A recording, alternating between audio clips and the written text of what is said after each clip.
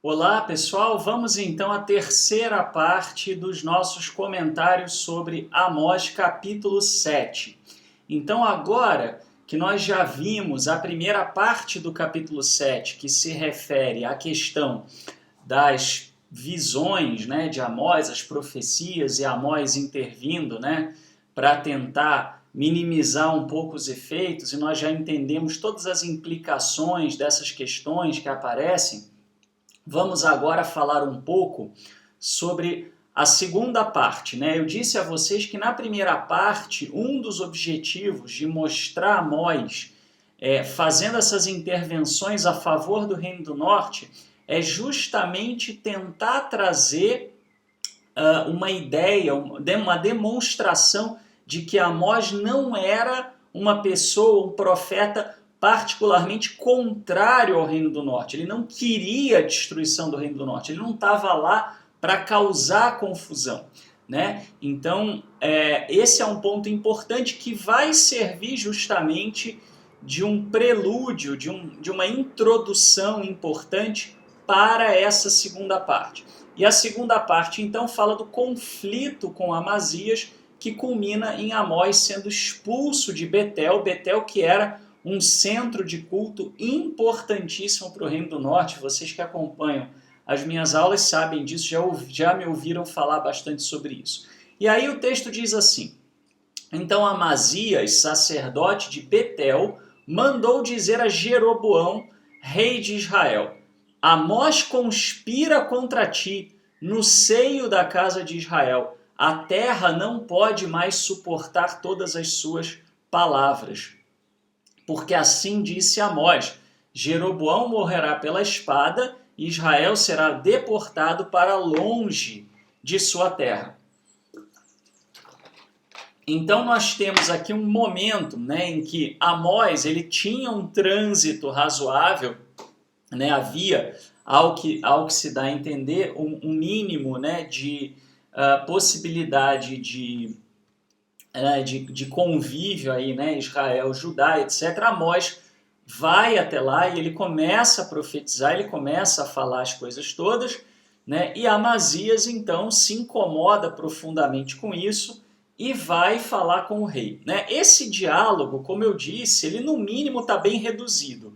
Né? Pode ser até que ele seja, de certa forma, um pouco ilustrativo. Não importa, mas de todo jeito é muito provável que historicamente isso tenha acontecido. Eu, particularmente, acredito que sim, embora haja, né, pessoas que acreditem que não, que na verdade isso aqui é uma ilustração um pouco do clima de animosidade com relação aos profetas. Não importa, né? De todo jeito, a ideia é da animosidade, né? Daquela questão do profeta que traz palavras incômodas, tá? Muito bem. Mas, volto a dizer, eu particularmente acredito que aqui é bem histórico, embora esteja bem reduzido, bem abreviado. Né? Então, é aquele negócio, o famoso, né, se a mensagem é ruim, mate o mensageiro. Né? Lembra muito aquele filme né, dos 300 de Esparta, né, que chega aquele camarada lá para dar a notícia e os caras jogam ele no fosso. Né? Quer dizer, eu não gosto da notícia, eu mato o mensageiro.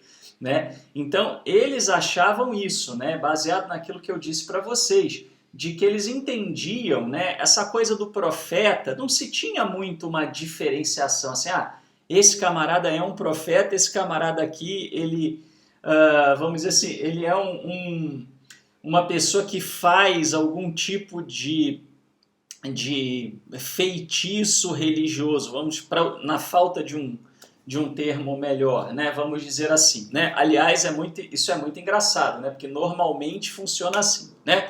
O feiticeiro é o cara da religião, da outra religião, né? As pessoas, muitas vezes pessoas religiosas, quando vem um líder religioso seu fazendo qualquer movimento no sentido de tentar obter algum resultado, né, divino, celestial, ou seja o que for, isso não é visto como um ato de feitiçaria. Né? Feitiçaria é quando o outro da outra religião faz. E na Bíblia hebraica não era bem assim, né, que a coisa andava. A ideia, né, da feitiçaria era aquela coisa daquelas pessoas que vinham com os agouros, né, com os mal-olhados, com aquela coisa toda. Então, Amós tá sendo visto meio dessa, né, nessa vibe, assim, né? Aquela pessoa como Balaão, né? Que vai lá para amaldiçoar, né? Ou talvez como um falso profeta, né? Mas alguém que está causando tumulto, está causando alvoroço no povo. Quando ele fala a terra não pode mais suportar todas as suas palavras, né? Isso daí é uma maneira figurativa, né? É uma linguagem poética para dizer, olha, é, ele está causando confusão, né? Está gerando complicação, está ficando complicado, né? Provavelmente o povo estava ficando bastante agitado com as palavras de Amós e Amazias, como um líder religioso de Betel, né? Aqui, quando ele fala sacerdote de Betel, ele não usa o termo sumo sacerdote, mas dá a entender que, no mínimo, era uma pessoa, né, de alta classe, talvez o sumo sacerdote em Betel. Né? E aí ele vai chegar para o rei e falar, ó, né, ele está profetizando isso, isso e isso. Né? E ele faz lá uma fofoca para o rei. Né?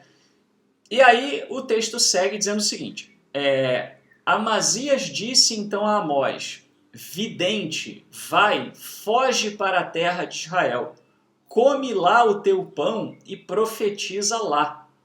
Perdão, vidente, foge para a terra de Judá. Eu falei Israel. Se eu falei Israel, eu me equivoquei. Né? Come lá o teu pão e profetiza lá.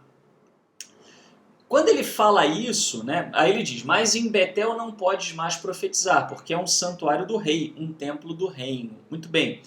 O que ele está dizendo aqui? Primeiro, né, quando se usa o termo vidente, né, isso evoca um pouco nas escrituras aquela figura daquela pessoa que o pessoal ia meio, né, que eles iam meio que consultar, né? Você tem isso, por exemplo, na narrativa de Saul, né? Não a pitonisa de Endor, mas né, eles vão atrás dos videntes, eles vão atrás, né, para poder saber a vontade do Eterno ou pedir bênçãos, etc. Né? Um pouco aquela coisa que acaba ficando um pouco mal vista, né, à medida que o monoteísmo vai avançando. Né? Cai um pouco em desuso esse cargo, essa função. Né? Não estou entrando no mérito se certo ou errado, bom ou ruim. É o que é. Né? Muito bem. E aí, quando ele fala, né, foge para a terra de tipo, some daqui, desaparece, né? É uma ameaça velada. Né? Se você não sair daqui correndo, vai dar ruim para você. Né? E aí ele fala, né, come lá o teu pão e profetiza lá. O que ele está insinuando? Ele está insinuando que Amós está interessado em dinheiro, né? Que Amós está fazendo isso, está causando alvoroço no povo para atrair um público e para poder ter um sustento, né? Para poder ganhar uma renda. Né? Então ele fala, ó, vai ganhar teu dinheiro lá em Judá. Né? Assim, de certa forma, é um desdém, né? Ele não está confiando nas palavras de Amós, ele está insinuando que Amós faz o que faz por dinheiro e que Amós não está trazendo coisa nenhuma, né, mensagem do Eterno. Ele está, vamos dizer assim, como um agente autônomo. Né? Então, pode-se ver aí, como eu falei, isso dá para ser interpretado como, né, alguém como Balaão, que, vamos dizer, tinha o poder de manipular né, vamos dizer assim, as condições e trazer realmente bênção do céu, tinha um trânsito com a divindade. Né? Eles acreditavam um pouco nisso, volto a dizer, demora para entender né, que assim, né, demora para se chegar àquela imagem, né, de um profeta como um servo, né, e não como alguém que ativamente cutuca, né, a divindade para que algo aconteça. Tá? Então isso é uma construção gradual, da mesma forma que o monoteísmo. Né? Não se chegou ao monoteísmo da noite para o dia.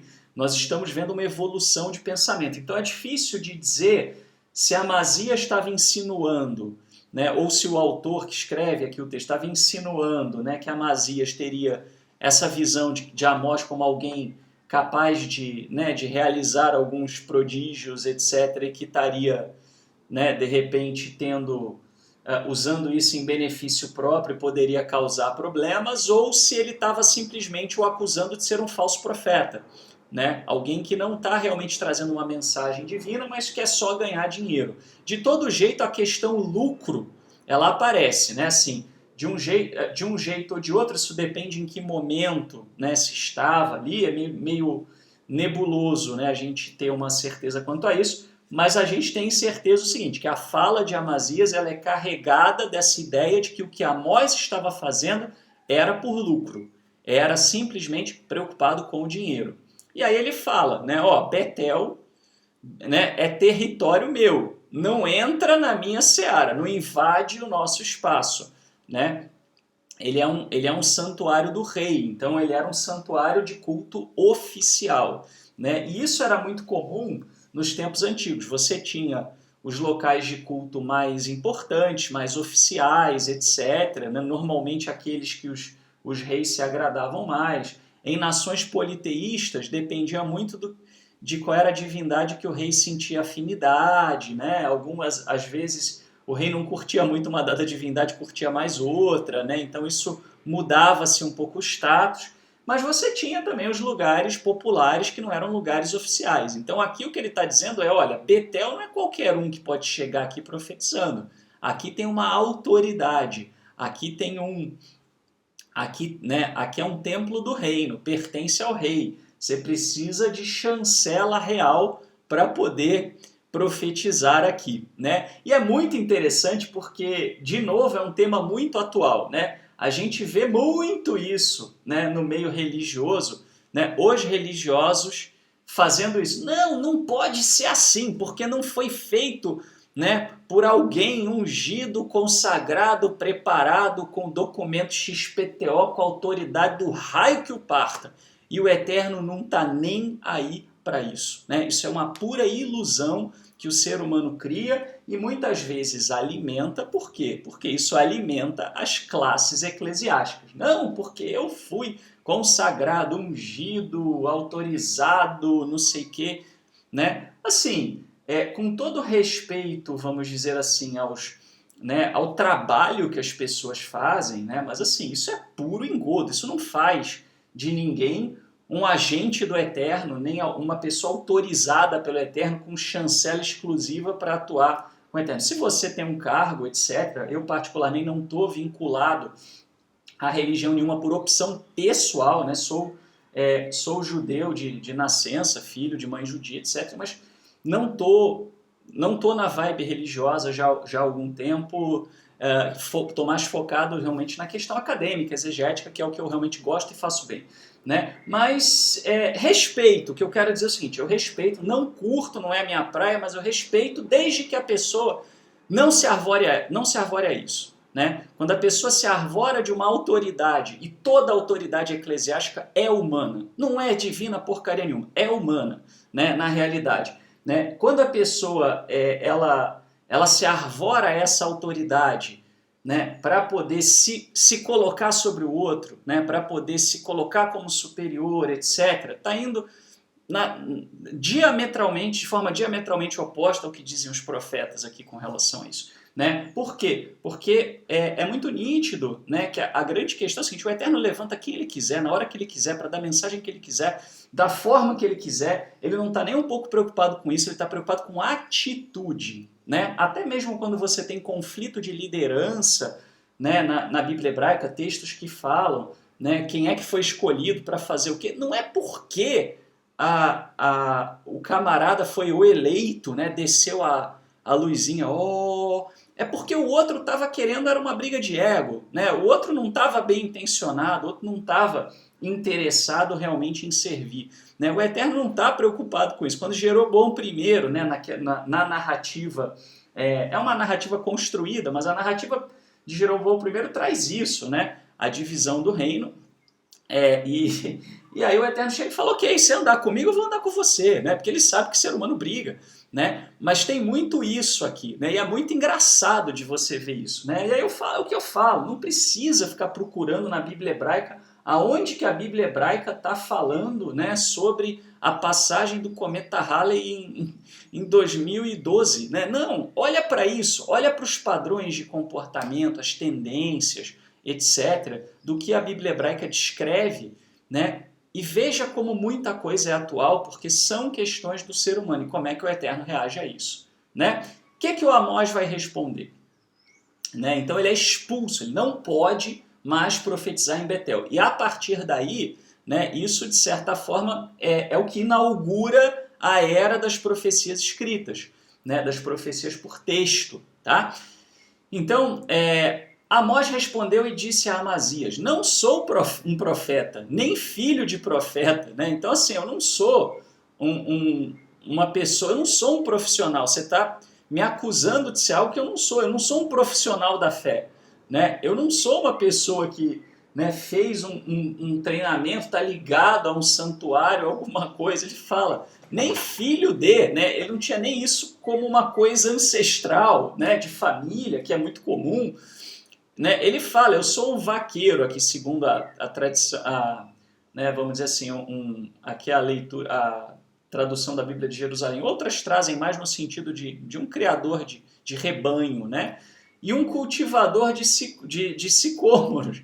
Quer dizer, o camarada, né, plantava a árvore, cuidava de rebanho, estava lá na dele. Né? E o que ele está dizendo por ele falar isso? Ó, não só eu não sou profeta, como eu tenho como me sustentar. Eu tenho como comer, eu não preciso disso. Pessoas assim que tinham rebanho e plantação eram pessoas que tinham recursos financeiros.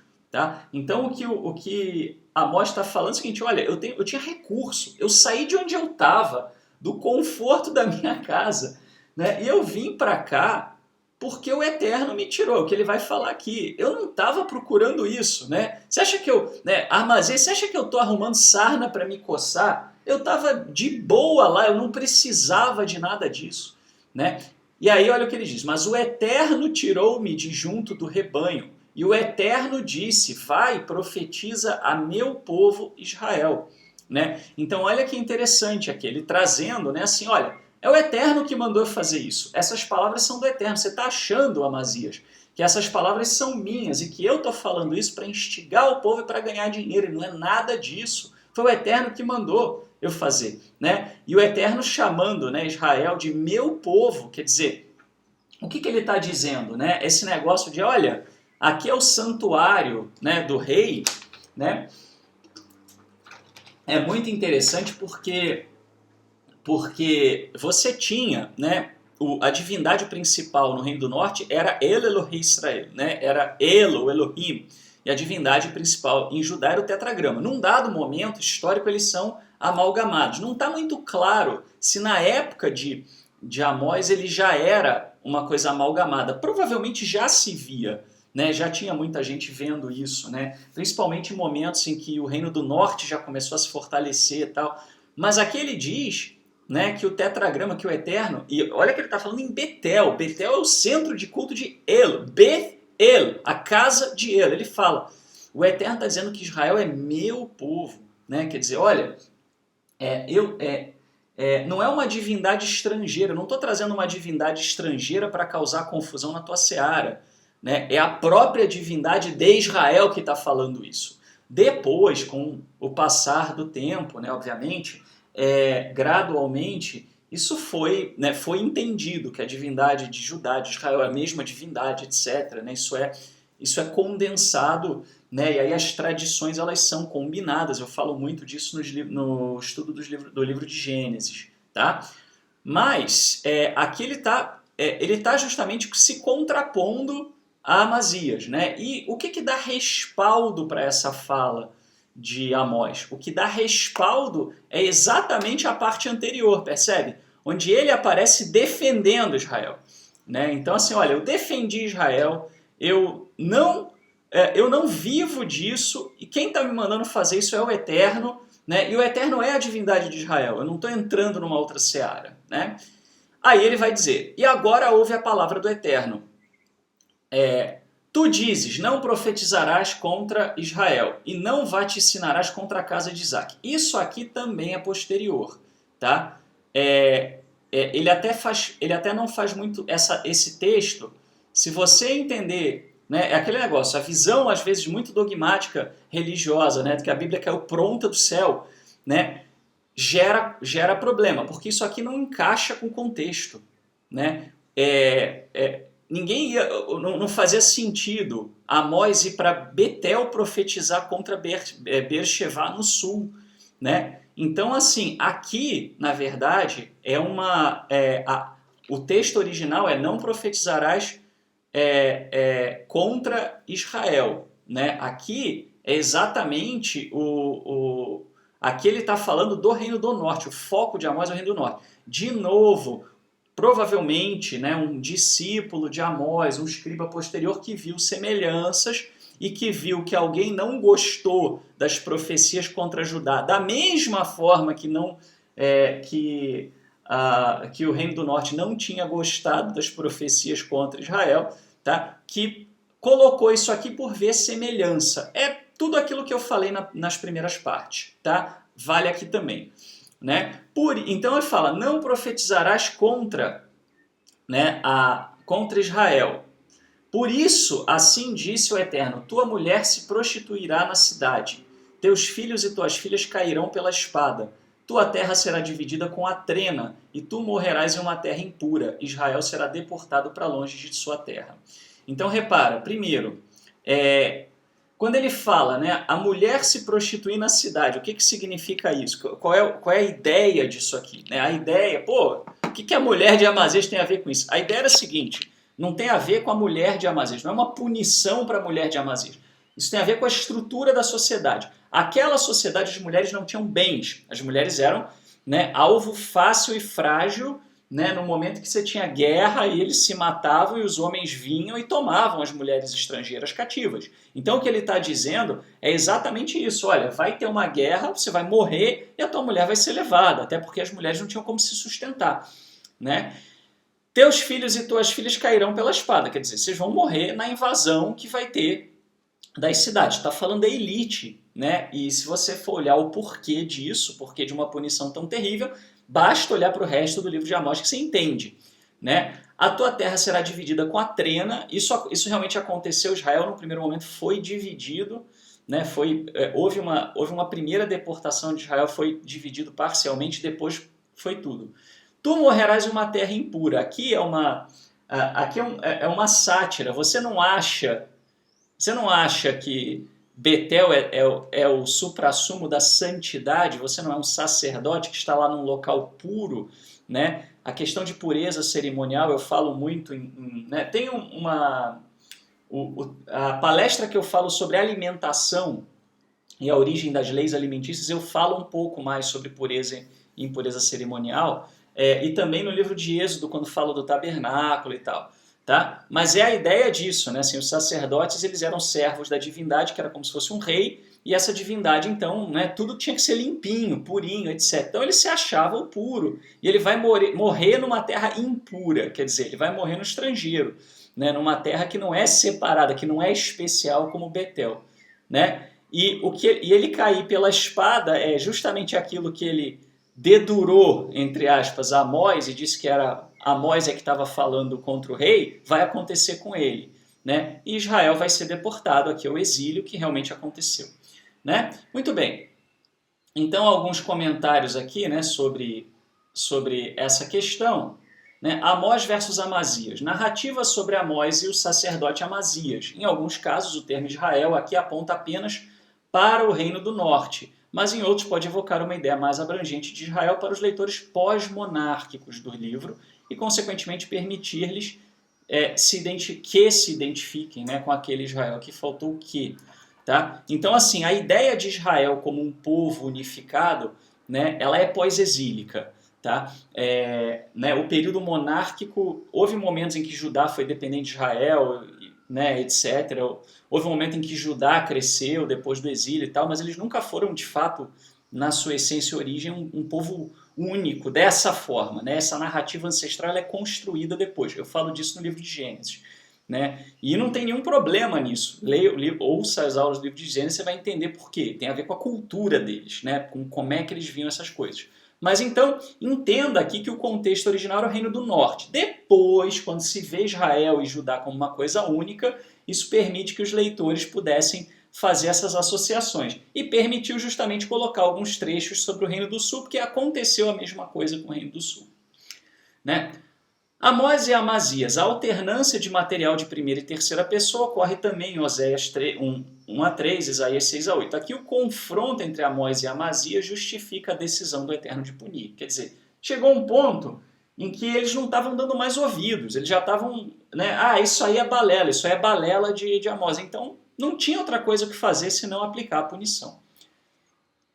A profecia de Amós. A profecia de Amós foi considerada traição, né, porque desmoralizaria o povo. Aqui é da Jewish Study Bible, eu esqueci de colocar, tá? Vou colocar aqui. Esse outro também, esse outro comentário, eu acabei esquecendo, tá?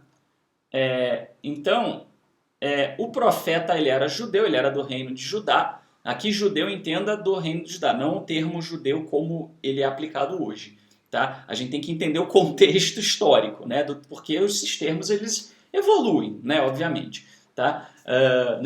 Reino de Judá, tribo de Judá era uma coisa, reino de Judá era outra, né? A província da Judéia no período persa é outra, província romana da Judéia é outra, né? O povo judeu, religião judaica, tudo isso, né, precisa ser entendido dentro do seu contexto, tá?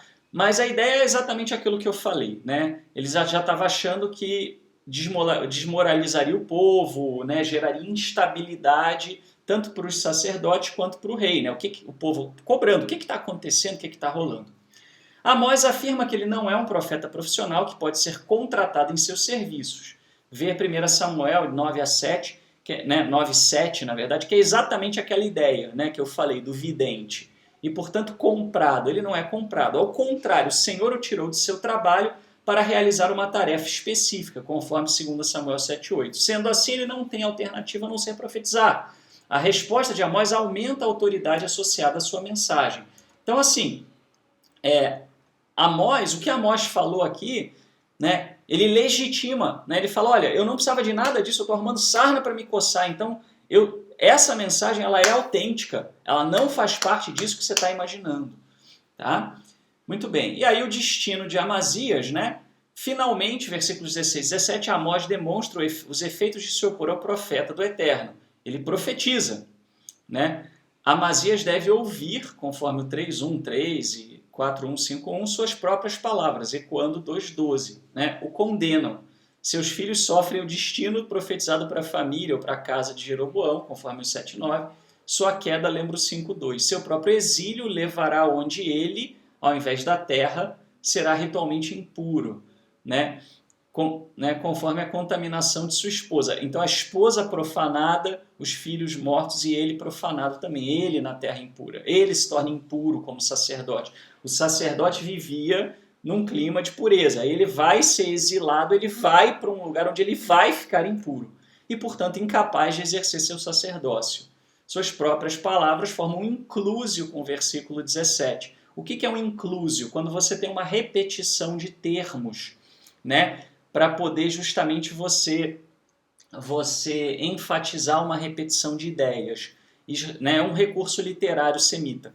Israel será realmente exilado. Quer dizer, não tem como você evitar, Amazias. Não adianta você me expulsar daqui, né? Não adianta você fugir daqui. Vocês que vão ser exilados. Você está tentando me expulsar, achando que me expulsando vocês evitam que vocês serão expulsos. Você está me expulsando para preservar o seu sacerdócio, você ficará impuro, quer dizer, você não poderá exercer seu sacerdócio. Você está me expulsando porque você diz que eu causarei agitação, né? O Eterno é que vai causar essa agitação, esse alvoroço. Você está me expulsando porque você está dizendo que eu estou falando que a casa de Jeroboão vai cair a espada, então é a sua casa, os seus filhos, a sua descendência que vai cair a espada. Percebe? Você vai ser vítima das suas próprias palavras, né? Então você vai pagar a língua, Amazias. É basicamente isso que ele está dizendo. Tá bom? Pessoal, espero que vocês tenham gostado, né? Lembro a vocês, né, que a gente tem um custo elevado para produzir essas aulas, né? Recentemente até precisei consertar meu computador, foi um custo muito caro, né? E a gente não tem outra fonte de renda, outro recurso que não as doações. Então eu peço encarecidamente que você faça, né, uma doação, retribua os nossos esforços, não simplesmente absorva, sugue, né, mas valorize quem produz conhecimento de qualidade, né? Principalmente né? Quem produz conhecimento sem colocar peso religioso, né? Sem usar de manipulação religiosa para obter recursos financeiros. Tá? Valorize para que a gente possa fazer cada vez mais e melhor. Você pode fazer isso através de uma das contas que aparece no seu vídeo. Muito obrigado e até o próximo capítulo, se o Eterno assim nos permitir.